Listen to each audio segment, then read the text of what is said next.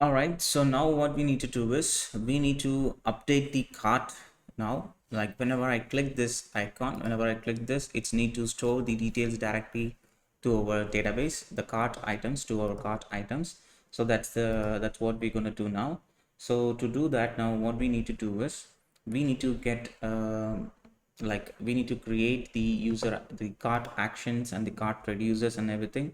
So first, before moving into that, so let's go ahead and like the place where we are adding it, this is the place. So let's go to the slider where it is at, the slider card. So let's go to that slider card. That's the place where we are adding this is the place where we are adding. For this particular, we need to add an event. We need to call a function. So on click, I'm going to call a function that is going to basically send to cart. That's a function. Copy it, and right after here I'm going to create a function. So const send to cart is equals, it's an empty arrow function. All right, so now for the time being we're just going to keep it as empty.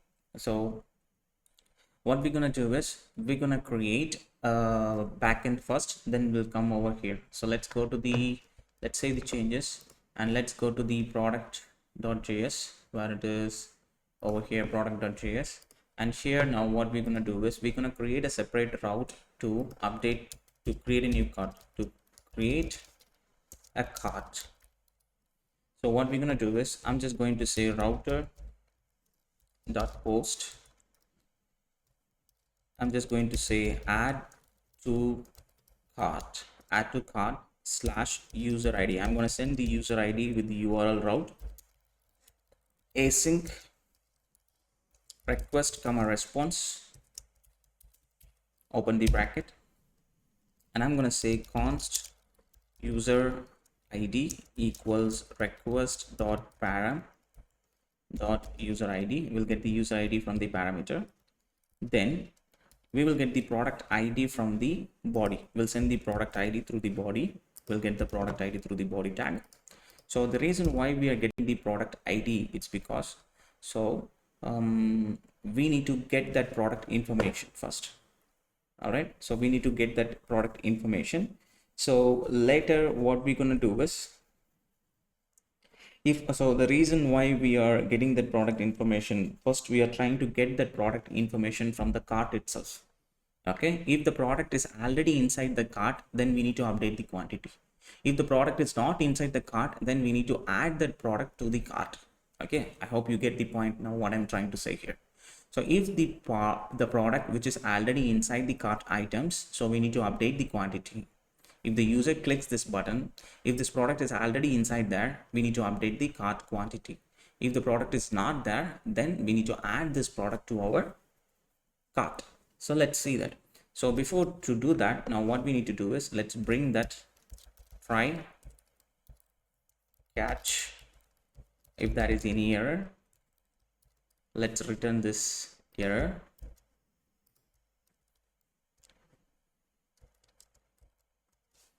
Enter error, otherwise enter. Over here we're gonna get that cart items from that. So let me copy that thing.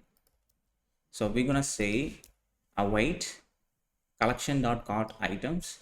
Inside that I'm going to create one more doc, basically that is for user ID. For this ID we're going to create one more collection, that is the items, that is that for that specific user, what are the items that the user it's been added. And then we're going to add a product ID document. Inside that document we're going to get that information. If this doc, if the product is already there, then we're going to get that doc information. Okay, so what we're going to do is if the doc dot data is there, else what we want to do. So if the doc dot data is there, then what we need to do, we need to get the quantity const quantity field is equals to doc dot data. Inside that we have the quantity field of that particular item. We'll just increment it. Okay, then we need to update that particular product. So let's update that. I'm just going to say update. So const updated item await db.collection, exactly the same cart items using this user ID. From the items we'll get this product ID, and we're gonna update the quantity of that particular field. This will happen only when if the product is already there. If the product is not already there, then what we need to do is all we have to create the exact same thing like this. We'll get the product ID from the product ID, and we'll get the product name, category, image URL, quantity. We'll set the quantity as 1 initially if the product is not already inside the cart item. Then what we need to do is all we have to do is to add the items to our database. So let's add that item just like this. Let me copy it and paste it over here. So const add items await db.collection cart items user ID items product ID, then set the data. All right, so save the changes. So this will work perfectly as it's supposed to be. Okay, so please pause the video and watch it carefully. So let me explain one more time. Over here we are getting the user ID and the product ID from the front end client side parameter. Through the params we are getting the user ID, and through the body tag we are getting the product ID. And here we are first we are trying to fetch the product ID from the cart items. If that product ID is already in the cart items, we are just updating the quantity. If the cart items is not inside there, then we are creating a product item for the cart items, then we are pushing that to our cart items as a new product. All right, this is what it's doing. So then what we need to do is let's go to the API /p API. So here now what we need to do is, in this case we need to add an item to a cart, add an item to cart. So here I'm just going to say export add new item to cart user ID. We need to send the user ID, then the data as well. So I'm going to say axios.post API /product add to cart. Let's copy this and let's paste it over here. This should be same route. Okay, then we are sending the user ID over here, then we are sending the data over here. So we are getting the product ID from the body and we are putting it in the product ID. Okay, so now this is fine. So we need to send this. Where we need to send this information inside our send to cart. Inside our send to cart we need to add that information. So what I'm going to do is right after here add new item to cart. So this will ask the user data. So we need to get the user information from the state, copy the user information from the state, use selector. So here I'm just going to say user dot user underscore ID. So we'll get that user underscore ID object name properly. Where is that? This is the ID. Copy it, paste it over here. Then we need to send the data. So basically we are getting the data over here, send the data, then that will return a promise dot then response, open it, we'll get a response back. So what we're going to do is once the response is coming back, I'm gonna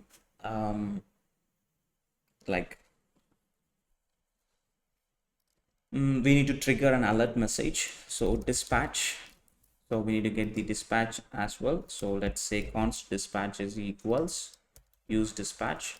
Let's say dispatch alert success, and let's say added to the cart. Then after a certain time limit we need to set this to null. So set interval like 2 seconds or 3 seconds. We're gonna say dispatch alert null, save the changes. All right, so here it's showing use dispatch is not defined. Okay, so use dispatch is not, now it's fine. Now what we need to do is we need to get all the items from the cart, so that we can able to display it over there. So we need to get the cart items and we need to display that cart items over there. So let's go ahead and do that one also, because what we need to do is whenever I click this will be added to the cart. and we need to fetch that cart items as well. So what I need to do is, let's go to the product as well, and if you scroll down right after here, now what we need to do, we need to get the cart, get all the cart items for that user, specific user alone. So we're gonna get the router.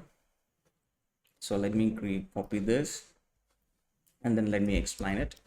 So over here you can see we are creating a get route with the get cart items, and we are passing the user ID as a parameter, and here we are getting the user ID in the params, use params.user ID, and we are triggering an asynchronous functions. We are getting the collection cart items from this particular user ID. We are collecting all the collection items called items. We are trying to get all the items and pushing it into the response, just like the same way how we fetch the product information, like here. Just exact the same code, but just we are going to collect the sub collections. Okay, we are trying to collect the sub collections over here. Okay, so now save the changes, go to the slider card, and right over here, now what we need to do is we need to go to the API index.js. In the index.js, now we need to get all the cart items. So just like the same way how we get the all the products, now we need to get all the cart items. So let me generate that.